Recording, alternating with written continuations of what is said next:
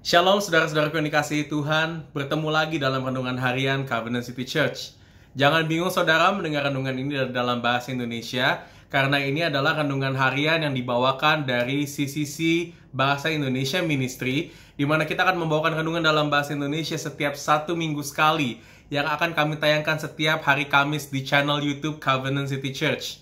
Dan saudara, untuk renungan kita hari ini, kita akan melihat satu cuplikan narasi dari perjalanan bangsa Israel menuju tanah perjanjian yang akan kita lihat dari Keluaran pasal 33 ayat 1 sampai 4. Yuk sama-sama kita buka Alkitab kita dari Keluaran pasal 33 ayat 1 sampai 4. Dan inilah firman Tuhan. Berfirmanlah Tuhan kepada Musa, "Pergilah, berjalanlah dari sini, engkau dan bangsa itu yang telah kau pimpin keluar dari tanah Mesir, ke negeri yang telah kujanjikan dengan sumpah kepada Abraham, Ishak dan Yakub. Demikian, kepada keturunanmu lah akan kuberikan negeri itu. Aku akan mengutus seorang malaikat berjalan di depanmu dan akan menghalau orang Kanaan, orang Amori, orang Het, orang Feris, orang Hewi, dan orang Yebus, yakni ke suatu negeri yang berlimpah-limpah susu dan madu, sebab aku tidak akan berjalan di tengah-tengahmu, karena engkau ini bangsa yang tegar tengkuk, supaya aku jangan membinasakan engkau di jalan." Ketika bangsa itu mendengar ancaman yang mengerikan ini, berkabunglah mereka, dan seorang pun tidak ada yang memakai perhiasannya. Demikianlah firman Tuhan. Saudara, dalam narasi yang baru saja kita baca ini, kita melihat bahwa Tuhan sedang menginterupsi perjalanan bangsa Israel untuk menuju ke tanah perjanjian.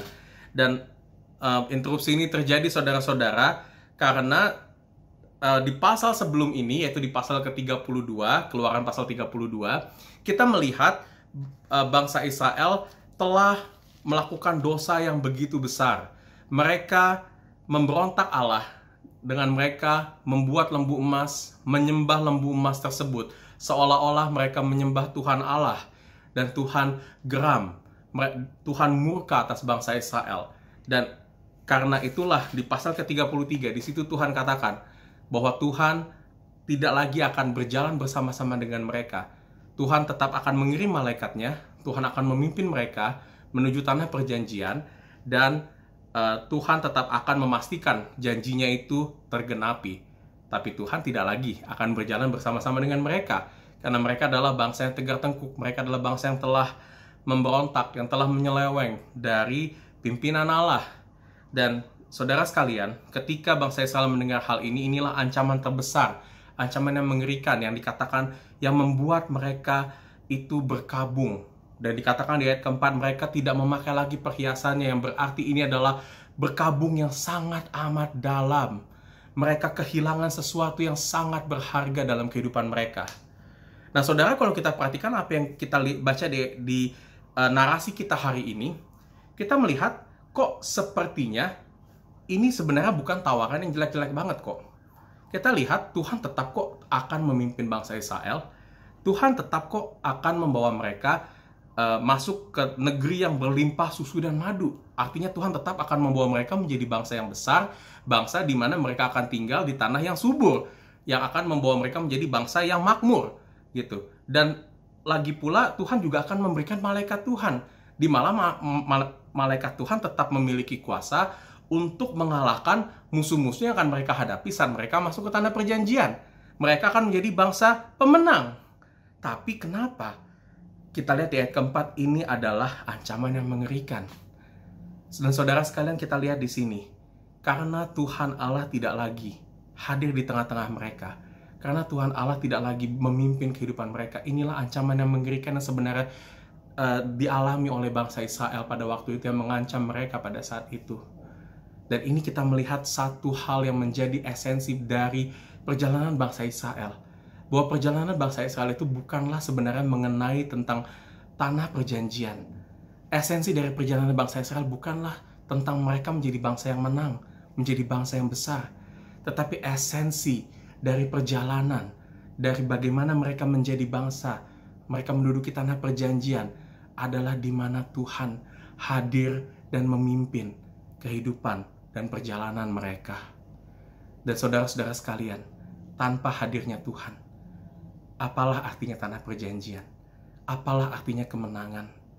apalah artinya setiap kelimpahan yang akan mereka terima tanpa hadirat Tuhan.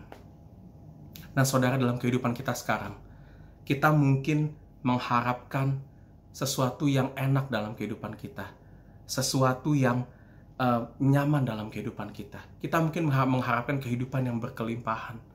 Kita mungkin mengharapkan kehidupan yang dimana kita dalam posisi menang, dalam posisi yang diuntungkan.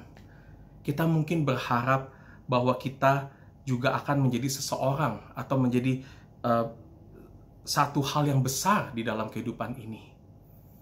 Namun saudara sekalian, kalau Tuhan tidak hadir di tengah-tengah kehidupan kita, apalah artinya semuanya itu? Malah saudara-saudara sekalian, kita dapat melihat kalau Tuhan tidak hadir di tengah-tengah kehidupan kita, itulah ancaman terbesar, ancaman yang mengerikan yang dapat terjadi dalam kehidupan kita. Saudara, ancaman mengerikan dalam kehidupan kita itu terjadi bukan dari penderitaan yang kita alami. Kita saat ini lagi bergumul dengan kondisi COVID-19 di Indonesia yang merajalela. Kita lagi bergumul baik dari segi kesehatan maupun segi ekonomi. Kita juga bergumul secara mental dan spiritual menghadapi situasi yang apa-apa serba terbatas, serba tidak bebas seperti saat ini. Tapi saudara, kondisi yang seperti saat ini bukanlah ancaman terbesar. COVID-19 bukanlah ancaman terbesar dalam kehidupan kita. Kemiskinan, kegagalan dalam bisnis itu bukanlah ancaman terbesar kita. Tapi ancaman terbesar dalam kehidupan kita adalah saat Tuhan tidak hadir di tengah-tengah kehidupan kita.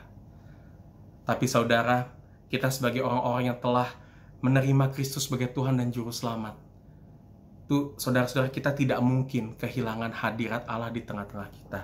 Karena kita lihat, kalau kita baca di Yohanes 1 ayat 14, Tuhan berkata di situ, Tuhan datang berinkarnasi menjadi manusia dan ia tinggal atau diam di tengah-tengah umatnya.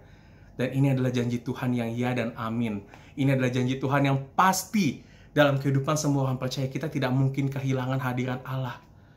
Tapi pertanyaannya saudara, bukan masalah kita hilang atau ada atau tidaknya hadirat Allah, tetapi apakah kita menyadari hadirat Allah dalam kehidupan kita? Apakah kita menyadari pimpinan Allah yang maha kuasa dalam kehidupan kita? Apakah kita menyadari saudara-saudara sekalian, belas kasihan, cinta kasih, didikan Allah dalam kehidupan kita saat-saat ini? Karena saudara, kehadirat Allah sajalah yang dapat membawa sukacita dan damai sejahtera dalam segala kondisi.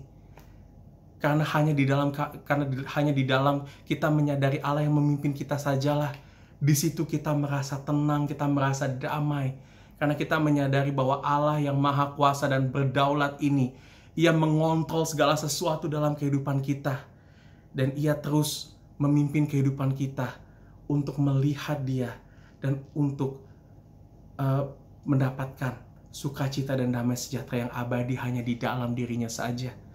Hanya di dalam hadirat Allah saja kita dapat memperoleh ketenangan yang abadi, saudara-saudara sekalian. Jadi saat ini, saudara, meskipun keadaan kita lagi sulit, meskipun kita mungkin lagi berasa Tuhan tidak memimpin kehidupan kita, atau Tuhan lagi merasa jauh dari kita, mari kita berdoa, mari kita sama-sama kembali melihat Allah itu sebenarnya nggak jauh. Allah itu sebenarnya nggak meninggalkan kita loh. Tapi Allah justru saat ini sedang menghadapkan wajahnya kepada kita, dan Tuhan mau agar kita melihat dirinya, dan biar kita bertumbuh di dalam situasi yang tidak enak ini, untuk mengenal Tuhan lebih dalam lagi, untuk menikmati dan hidup di dalam hadirat Allah sepanjang hidup kita. Mari kita berdoa. Terima kasih Tuhan, Engkau Allah yang setia, Engkau Allah yang berlimpah Tuhan, kemurahan dan kasih setia kepada kami. Dan Tuhan, ketika kami saat ini sulit untuk menyadari hadirat-Mu dalam kehidupan kami, Bapa, kami berserah, biar Kau yang memimpin kami Tuhan untuk melihat, menyadari Engkau Allah yang terus setia menyatakan kehadiran-Mu di tengah kami. Biar di situasi yang sulit ini Tuhan, kami dapat melihat wajah-Mu yang indah, dan kembali melihat Engkau satu-satunya harapan dan sukacita damai sejahtera dalam kehidupan kami, Tuhan. Biar kabar Injil terus kami pegang dan menjadi pengharapan yang utama dalam kehidupan ini. Terima kasih Bapa, dalam nama Kristus kami berdoa dan mengucap syukur. Amin.